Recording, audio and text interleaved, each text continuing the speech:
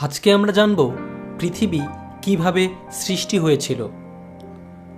মহান ঈশ্বরকে দিয়েই পবিত্র বাইবেলের শুরু। তিনি উপরে সুন্দর আকাশমণ্ডল, নিচে আমাদের বাঁচার জন্য পৃথিবী সৃষ্টি করেছেন।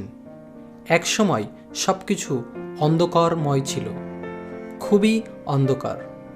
তখন কোনো পশু পাখির রব কিংবা ফুটফুটে সুন্দর শিশুদের হাসিমাখা শব্দ শোনা যেত না। তখন হঠাৎ একটি কণ্ঠস্বর শোনা গেল, আলো হোক। অমনি আলো হয়ে গেল, চমৎকার আলো। ঈশ্বর অন্ধকার থেকে আলোকে পৃথক করলেন আর নাম দিলেন দিন ও রাত।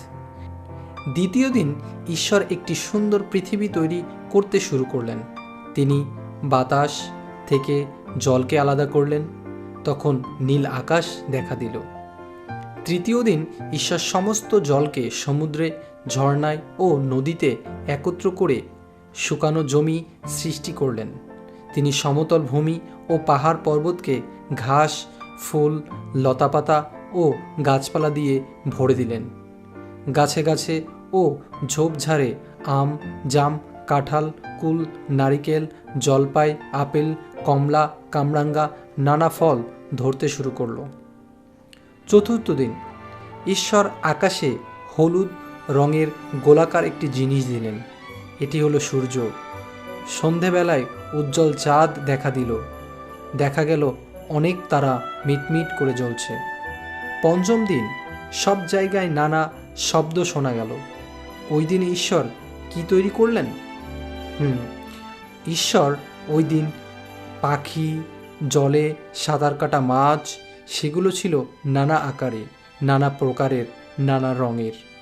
তিমি, গোল্ডফিশ, নীল পাখি, রাজহাঁস, উট পাখি ইত্যাদি হলো ঈশ্বরের সৃষ্ট অনেক প্রাণীর মধ্যে কয়েকটি মাত্র।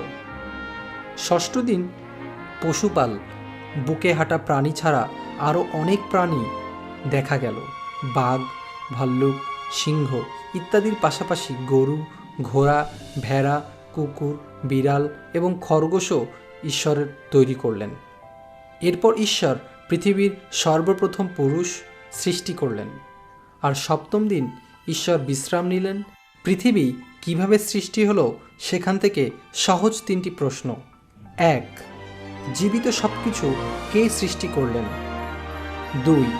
ঈশ্বর যেসব সুন্দর জিনিস সৃষ্টি করলেন তাদের কিছু নাম কি তুমি বলতে পারো? 3. পৃথিবী সৃষ্টি করতে ঈশ্বরের কতদিন সময় লেগেছিল? এই তিনটি প্রশ্নের উত্তর আপনি কমেন্টে আমাদেরকে জানাতে পারেন। ঈশ্বর আপনাকে আশীর্বাদ করুক। জয় যিশু। সারা সৃষ্টি